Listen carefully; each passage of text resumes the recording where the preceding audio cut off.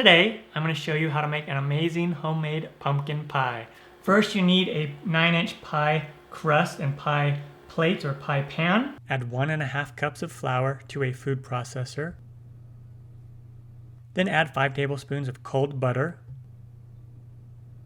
a 1/4 teaspoon of salt, and a 1/4 cup of shortening, or you can use all butter or all shortening.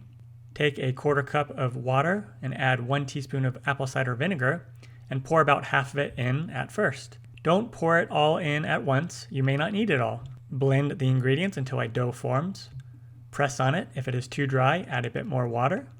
It should not be sticky to the touch. Add the dough to a floured surface and press it together and shape it into a fat disc. Then cover it with plastic wrap and chill in the fridge for at least 30 minutes before you want to use it. To use it for a pie, unwrap the dough and roll it on a floured surface. Use your pie pan as a guide, then add it to a pie pan and trim off the edges. Use your fingers to make a decorative edge, or just use a fork and press it down all around. Add your filling and bake it right away, or cover it with plastic wrap and save it for later. You can also freeze it if needed. So I'm going to put this in the freezer for about 10 minutes while I preheat the oven to 375 degrees Fahrenheit. And I'm going to put in this parchment paper. Bear with me here, this might seem a little weird. You could use pie weights or just take some beans.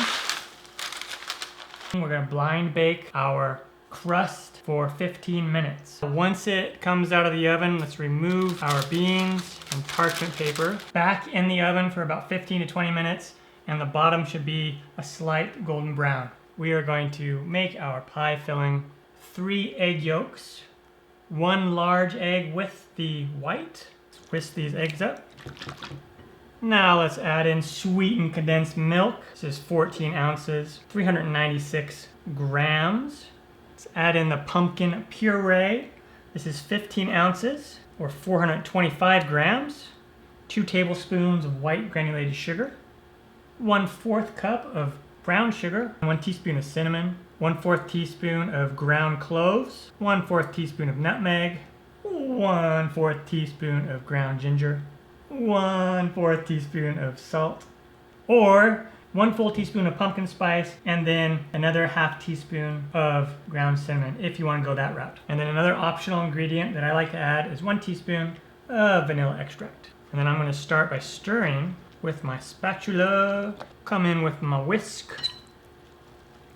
Alright, now it's ready to go into our pie crust once that's ready. And we're going to bake it for 45 to 55 minutes. And we're going to turn the heat down to 325 Fahrenheit. And when it comes out of the oven, it'll look something like this. Nice and dry on the edges. When you jiggle it, it'll be just a slight jiggle right there in the middle.